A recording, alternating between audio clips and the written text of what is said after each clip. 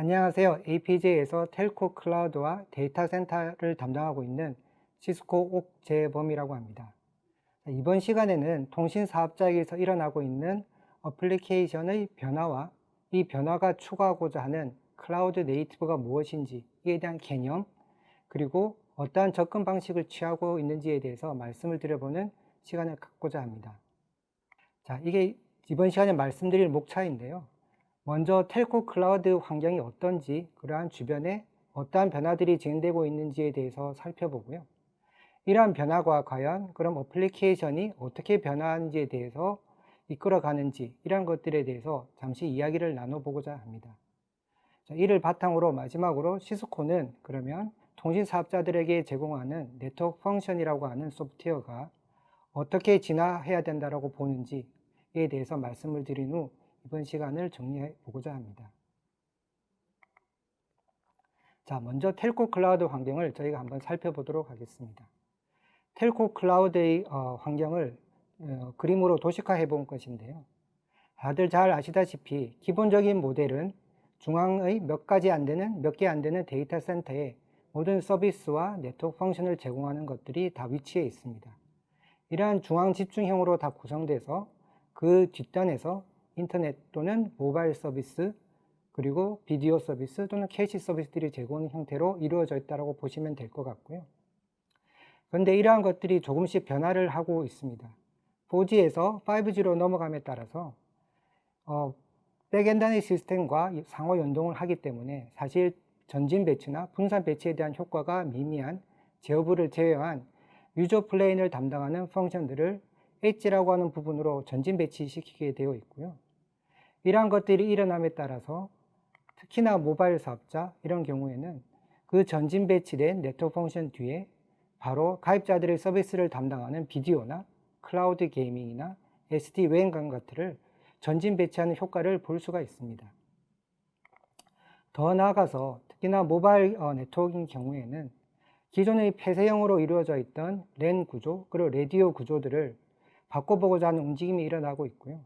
이러한 것들을 이제 가상화된 랜, 즉 Virtualized LAN이라고 부르는데, 이를 통해서 폐쇄된 형태를 개방화시키고 이를 통해서 운영의 효율성을 좀 더 향상시켜 보고자 하는 노력들이 이루어지고 있습니다. 자, 이러한 노력들의 일환으로 FarEdge라고 명시되어 있는 자그마한 센트럴 오피스 또는 셀 사이트 또한 가상화 이런 것들이 이루어지게 되어 있고요. 또한 이와 더불어 전반적인 오토메이션도 이루어지고 있습니다. 자, 근데 지금까지 말씀드린 것들은 사실 잘 알고 계시는 통신사업자 내부에서 일어나고 있는 움직임 또는 변화라고 보면 될 것 같고요. 그 외에 한 가지 더 주목해야 될 변화들이 일어나고 있습니다. 저희가 일반적으로 하이퍼스케일러 또는 웹스케일러라고 부르는 아마존의 AWS 또는 마이크로소프트의 어주어 또는 구글의 구글 클라우드 같은 이제 플레이어들이 있는데, 사실 지금까지 이러한 사업자들은 퍼블릭 클라우드 서비스를 제공하는 것으로 통신 사업자와는 큰 상호 연관관계나 이런 것들이 존재하지 않았습니다. 하지만 이제 통신 사업자가 방금 말씀드린 것처럼 분산 형태로 좀 더 가입자와 가까이 나아감에 따라서 이것들이 굉장히 중요한 이제 사업 기회로 하이퍼스케일러들에게는 비춰지고 있고요.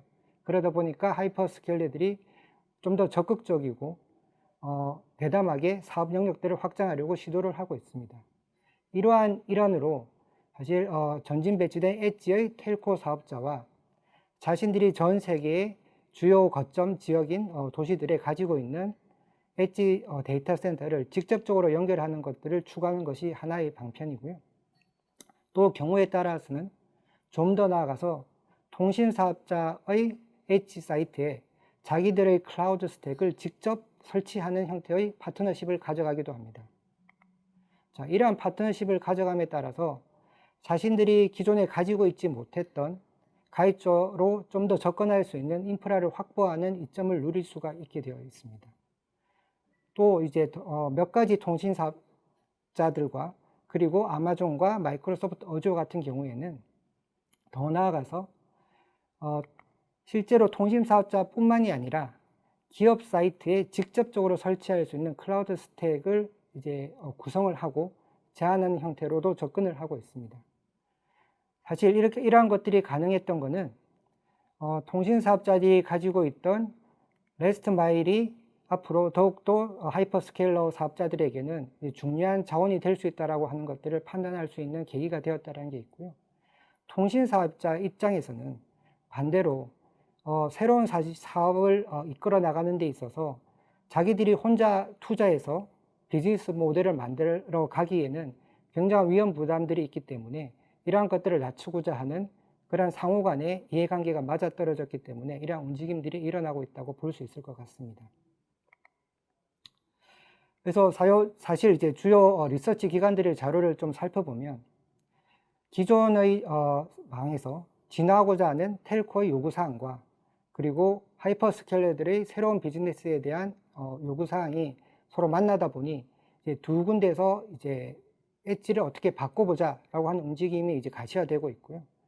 초기는 당연히 이제 텔코 사업자들의 이제 투자 기반으로 이루어지지만 시간이 지나고 이 엣지가 좀 더 활성화될 시점이 되면 하이퍼스케일러들이 오히려 더 적극적으로 나서서 많은 투자와 시장 점유율을 가져나갈 걸로 이제 보여지고 있습니다. 사실 앞에서 일정 부분 말씀드린 것처럼 이러한 움직임을 고려해 보면 사실 텔코와 하이퍼스케일러가 단순한 협업 관계로만 그치지 않고 어쩌면 같은 엣지와 엔터프라이즈라는 마켓을 가지고 서로 경쟁하는 관계가 될 수도 있습니다.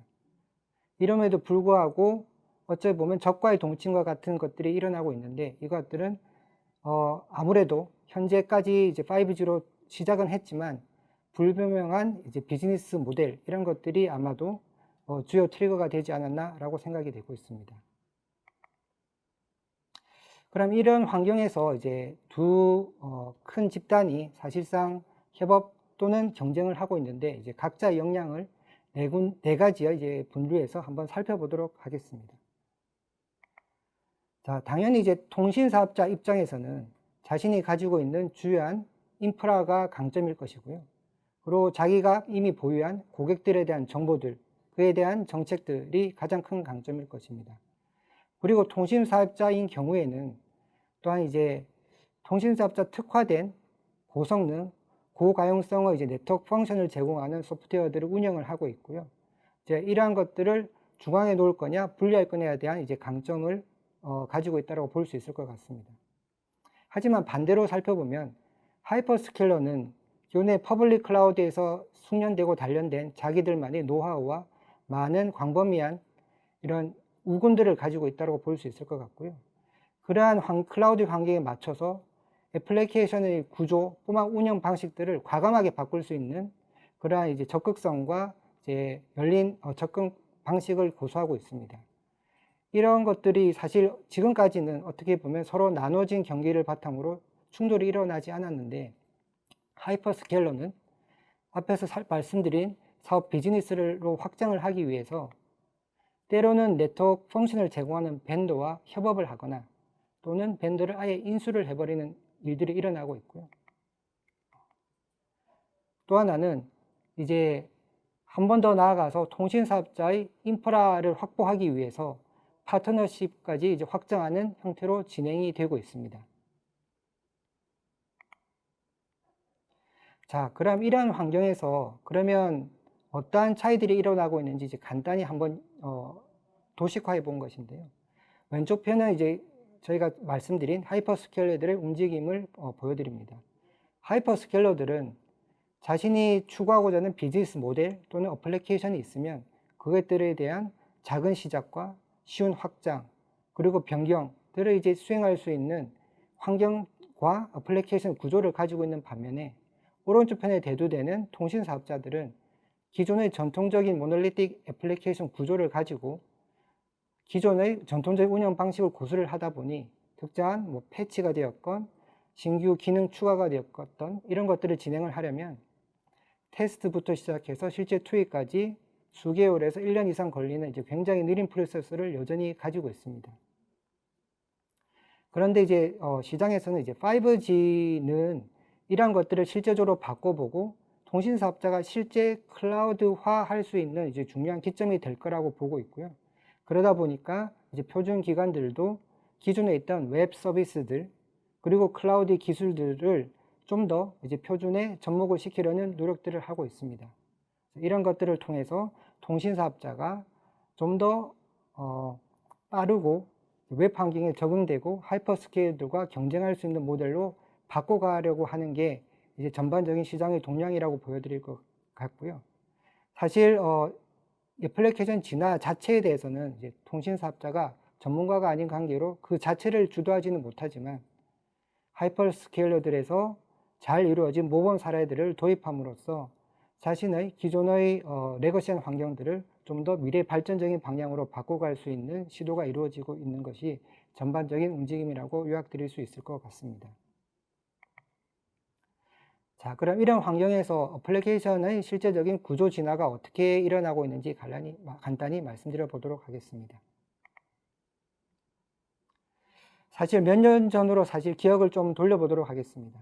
그러면 처음에 저희는 다들 벤더가 제공하는 전용 하드웨어 어플라이언스 박스를 사서 서비스를 하던 게 이제 통신사업자들의 기본적인 모델이었다고 하면, 처음에 이제 네트워크 펑션, NFV, 네트워크 펑션 가상화라고 하는 개념이 처음 나오고 그것들을 도입하기 시작하면서 통신사업자들에게서 기대했던 것들이 있습니다. 사실 기존과 달리 실제로 서비스를 시작하고 론치하는데 수초면 될 것이고, 그 서비스들을 확장하고 패치하고 하는 것들도 굉장히 손쉬울 것이며, 내가 지금의 데이터 센터에서 다른 클라우드로 옮겨가는 것 또한 굉장히 손쉬워질 거라고 기대를 했었습니다. 그런데 실제로 과거 몇 년 동안 이것들을 구현하기 위해서 노력을 하다 보니 이상과 현실이 굉장히 달랐다는 걸 알게 되었고요.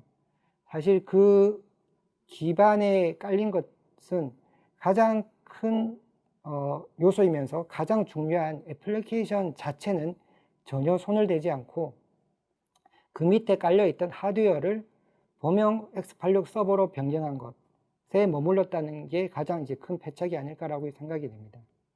이제 그러다 보니까 그 애플리케이션 자체는 여전히 하나로 큰 덩어리로 이루어진 수기가에 이르는 모노리틱 애플리케이션이었고요. 이것을 가지고 수천에 설치를 한다는 것 자체가 어불성설이었다고 할 수 있을 것 같습니다. 그리고 그 애플리케이션 내부에는 여전히 각종 스테이트 정보들이 엉켜서 다 들어가 있다 보니까 이 상태로는 확장이든 업그레이드가 서비스 중에 이루어지기가 굉장히 힘든 구조였고요. 또 통신사업자 특화된 내용으로 성능을 내다 보니까 이제 아무래도 모든 가속화 기능들을 도입을 할 수밖에 없었습니다. 이러한 것들이 오히려 이제 각종 클라우드 간에 이제 이동하는 이동성을 저해한 요소로 좌우를 했었고요. 이러한 모든 장애들을 극복하고자 사실 지금 말씀드리는 일종의 2세대라고 불릴 수 있는 클라우드 네이티브로의 진화가 일어나고 있는데 굉장히 이제 장애물이 되고 있습니다. 사실 1세대에서 큰 성공을 맛봤다라면 2세대로 진화하는데 통신사업자들도 주저함이 없었을 것 같은데, 이제 큰 성과를 보지 못하다 보니까 이게 심리적인 장벽도 있고 기술적인 장벽도 있고 새로운 투자가 일어나야 될 것 같은 장벽도 있다 보니까 이제 다들 주저하고 있는 게 당면한 현실인 것 같습니다. 그럼에도 불구하고 이제 클라우드 네이티브라고 부르는 2세대에서 추구하고자 하는 것은 1세대에서 가장 큰 걸림돌이었던 애플리케이션을 어떻게 하면 좀 더 효율화할까에 초점을 맞췄다라고 보면 될 것 같고요. 그를 위해서 큰 덩어리였던 애플리케이션을 작은 조각들로 이제 조각조각 내게 되었습니다. 이것들을 이제 시장에서는 마이크로 서비스라고 부르게 되어 있고요. 이렇게 독립적으로 동작하는 작은 서비스들을 어떻게 하면 좀 더 효율적으로 패키징을 할 건지에 대한 고민도 이루어지게 되어 있고요. 그 고민의 결과로 나온 것들이 가상화 머신, 벌추얼 머신 대신에 컨테이너라고 하는 기술을 사용하도록 되었습니다. 이러한 이제 패키지화된 마이크로 서비스들을 이제 한두 개가 아니고 수십 개에 이르다 보니까 이런 것들을 어떻게 하면 자동화해서 관리를 할 건지에 대한 이제 고민이 있었고요. 이러한 고민들로 이루어진 것들이 이제 컨테이너 오케스트레이터, 그 중에서 이제 쿠버네티스라고 하는 기술들을 접목을 하는 형태로 나아가고 있습니다. 자, 이게 이제 클라우드 네이티브 소프트웨어 디자인을 이제 주요 부분만 이제 도식화한 건데요. 왼쪽부터 살펴보시면 앞에서 말씀드린 것처럼 하나의 네트워크 펑션을 이루는 것들을 작은 영역, 즉 이제 그 자체로 독립적으로 디플로이고 되고 확장도 되고 대체도 될 수 있는 작은 마이크로 서비스한 것들로 다 잘게 쪼개게 되어 있고요. 이 잘게 쪼개진 마이크로 서비스들 간에 서로 이제 외부로 노출된 이제 HTTP라는 웹 프로토콜을 통해서 통신하는 형태로 다 디자인을 바꾸게 되어 있습니다. 그리고 이렇게 작은 것들은 최대한 이제 스테이트 정보를 내부에 갖지 않도록 저희가 일명 이제 스테이트리스라고 부르는 아키텍처로 다 디자인을 하고 있고요. 이렇게 하는 이유는 앞에서 말씀드린 것처럼 각종 디플로이부터 패치, 업그레이드, 이동성들을 확보하기 위한 조치라고 보시면 될 것 같습니다.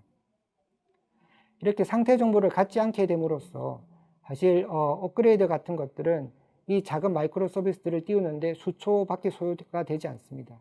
그래서 앞에서 가장 큰 장애물이었던 설치 시간부터 운영에 대한 효율성들을 극대화할 수 있게 되어 있고요.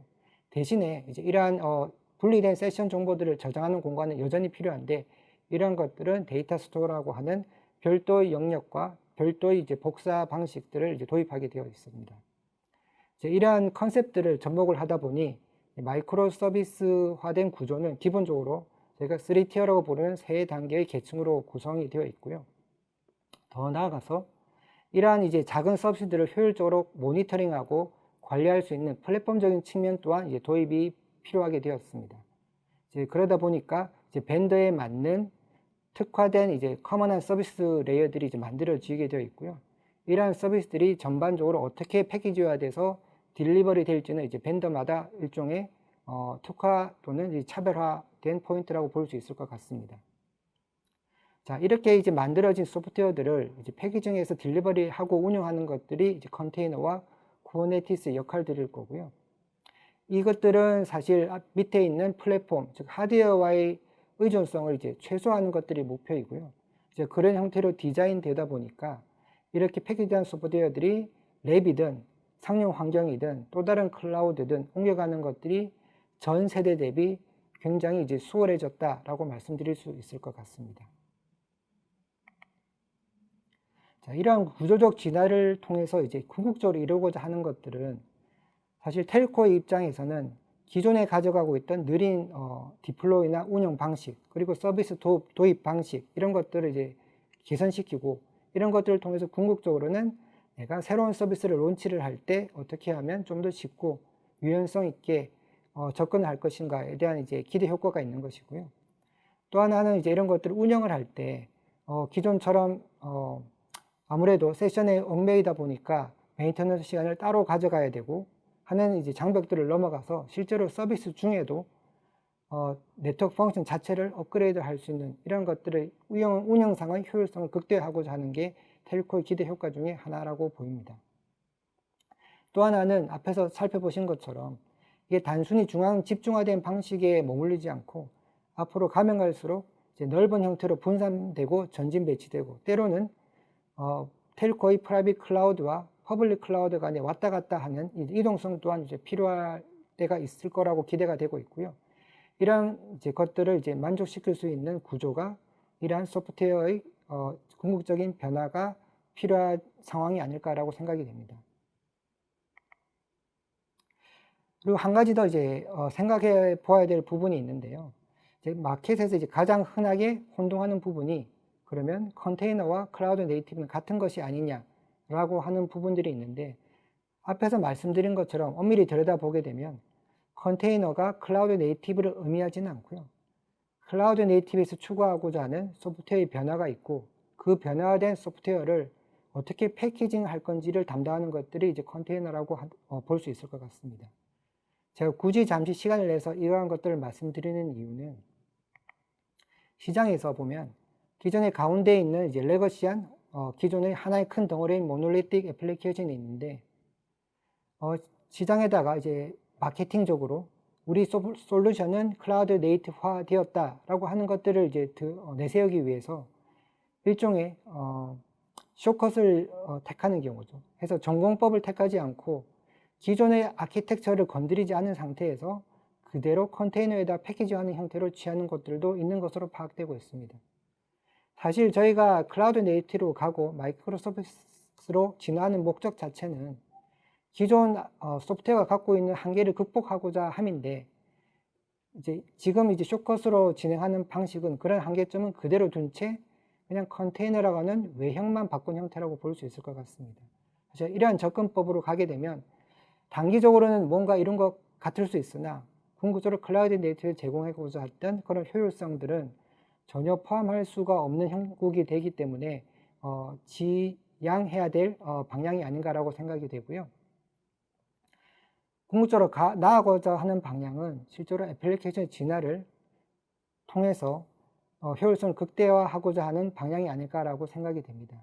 다만 이제 다들 오른쪽으로 바로 가지 않고 왼쪽에 대해서 기웃거리게 되는 이유는 왼쪽으로 가게 되면 기존 소프트웨어를 건드리지 않다 보니까 기존에 가지고 있던 기능들을 그대로 제공하는 데는 굉장히 유리한 장점이 물론 있습니다. 그러나 그것이 이제 저희가 추구하고자 하는 바는 아니다 보니까 다소 일정 부분 시작은 느리거나 돌아가는 것처럼 보일 수는 있지만 효율성을 극대화하는 애플리케이션인 오른쪽 방향으로 나아가는 게 궁극적으로 맞는 방향이 아닐까라고 이제 감히 말씀드려 보겠습니다. 자, 그러면 이제 지금까지 설명드렸던 것들을 바탕으로 그러면 시스코는 네트워크 펑션들을 통신 사업자들에게 어떻게 제공할 방향인지 간단히 말씀드려 보도록 하겠습니다. 자, 이제 시스코가 통신 사업자들에게 제공하는 이제 네트워크 펑션을 그룹화 시켜보면 크게 세 가지 영역이 있을 것 같고요. 첫째는 이제 모바일 영역, 두 번째는 이제 BNG라고 부르는 이제 브로드밴드 네트워크 게이트웨이라고 해서 이제 기존 유선 사업자들의 세션들을 관리하는 부분, 그리고 케이블 사업자의 CMTS 부분 세 가지가 있는데 이 세 가지의 공통점들은 이제 통신 사업자의 가입자들의 인입되는 세션들을 터미네이션하고 관리하는 영역이라고 볼 수 있을 것 같습니다. 이 세 가지의 공통적인 솔루션들을 시스코는 향후에 클라우드 네이티브화해서 나아가야 될 네트워크 펑션 군이라고 정의를 했고요. 일단 시작은 모바일 쪽에 속하는 5G 코어로부터 시작을 해서 BNG, CNTS 쪽으로 영역을 확장해 나갈 예정으로 있습니다.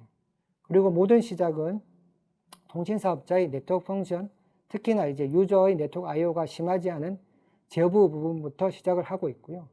향후에는 이제 넥스트 제너레이션 유저 플레인이라고 해서 유저 플레인 부분도 또한 이제 클라우드 네이티브 형태로 진화하는 방향으로 방향성을 잡고 있습니다.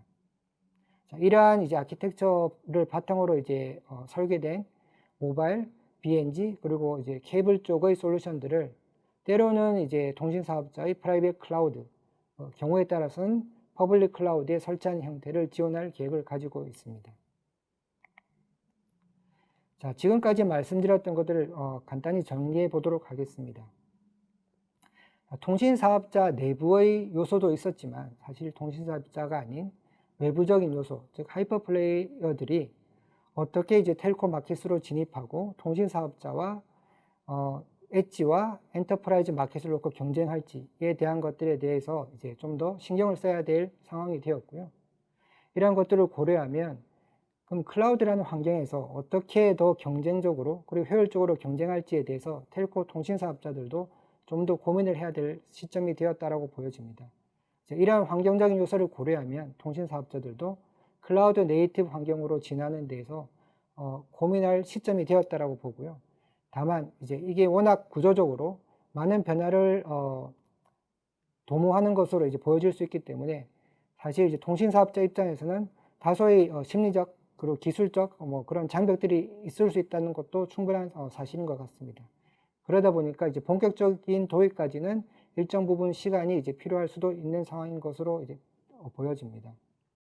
네, 그럼 시스코는 앞에서 말씀드린 모바일, BNG 그리고 케이블 영역에 이뤄서 가입자의 세션을 관리하는 네트워크 펑션 솔루션에 대해서 클라우드 네이티브 어플리케이션 형태로 제공하기 위해서 준비를 하고 있고 이를 통해서 통신 사업자들의 진화를 도울 예정으로 있습니다. 자, 지금까지가 제가 이번 시간을 위해 준비 드린 내용이고요. 지금까지 들어주셔서 감사합니다. 제 세션을 마치도록 하겠습니다.